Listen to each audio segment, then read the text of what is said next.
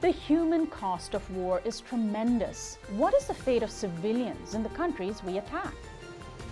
Welcome to the Henry A. Wallace National Security Forum. I'm Sonali Kohatkar.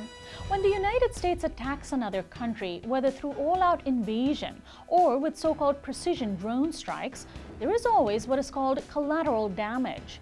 Let's call that what it is, civilian casualties. In Iraq since 2003, the number of civilian casualties is estimated to be at 500,000 people.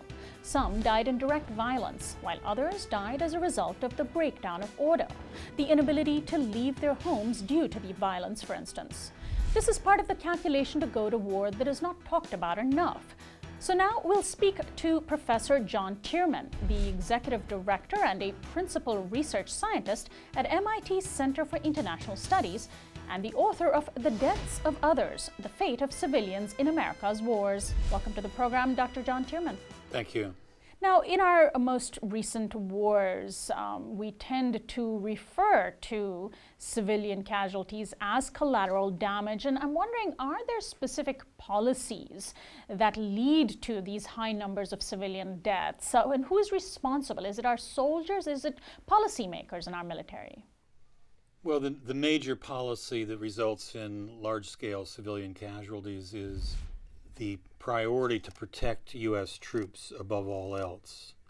And then there's the bombing and long-range artillery bombardment, which are relatively indiscriminate, especially in these kinds of wars where there aren't, battlefronts the way they were in the Second World War. So the bombing is in civilian areas almost always. And that results in high casualties as well. Is there a sense of detachment in the U.S. public regarding civilian deaths in U.S. wars? And how could the American public develop a greater sense of responsibility and understanding for the victims of our wars?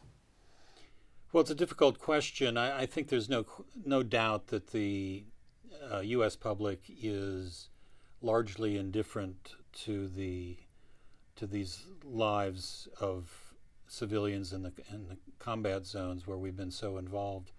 We're basically focused on the American troops, we're basically focused on the military objectives, and the fact is that the public is rarely focused on the damage, not only in terms of mortality, the number of people who die in these conflicts, but also the number of refugees. In all the wars that we've been involved in, there have been massive flows of people across borders, internally, with tremendous impacts on these people's lives.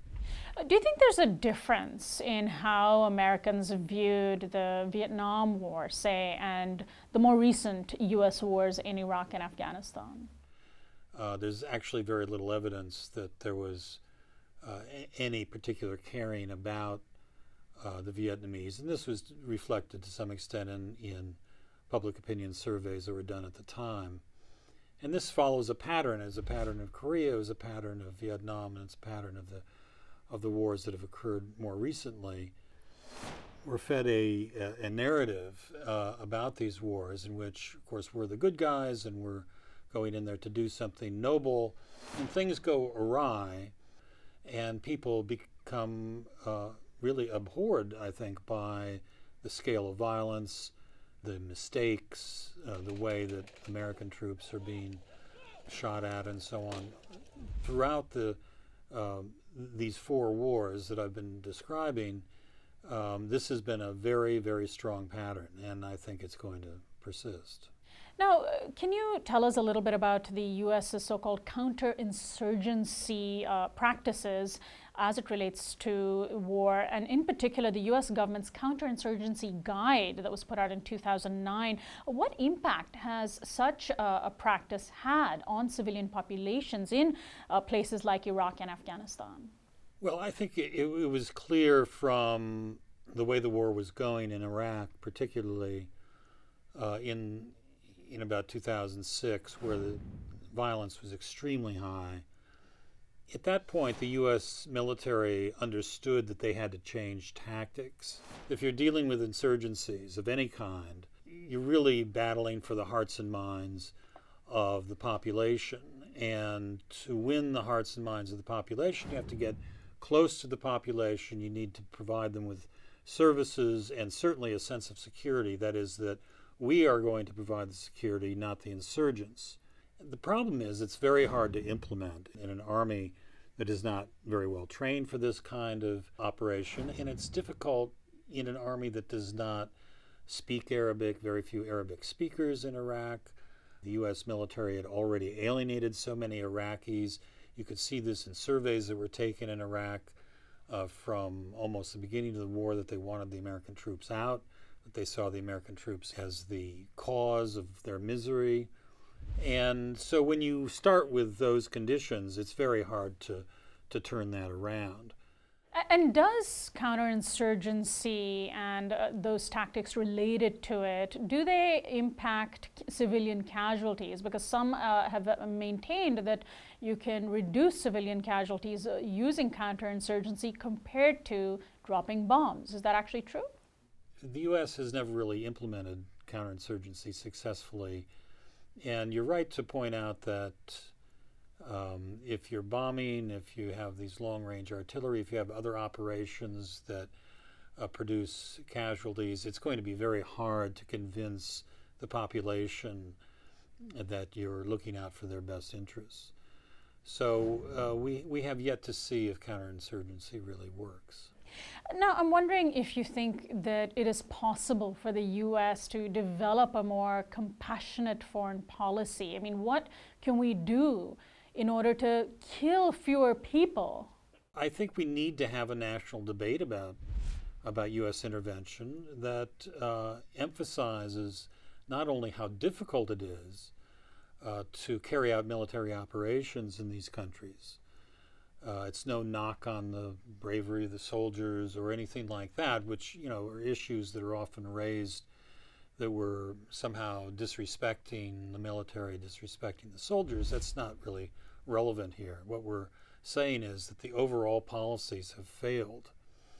And if they have failed, then what's the alternative? Well, one alternative certainly is to have a foreign policy that emphasizes human rights above all else. And other values like that, things that we give lip service to, but we rarely actually implement with any vigor. What about accountability for civilian deaths, for the scores of civilians that we have already killed? And can citizens in this country who see these civilian casualties effectively have solidarity with the survivors of our wars to hold the U.S. government accountable? The United States has been very resistant to being held accountable for its actions abroad, very specifically because we do get involved in so many violent situations. There has been sporadic prosecution of soldiers who were misbehaving in Iraq and Afghanistan, but it usually takes a very large-scale violation of human rights to prosecute. And sometimes even prosecution does not result in a successful result. And so, we have a very imbalanced, to say the least, system of justice in dealing with crimes that are committed by the U.S. in these countries.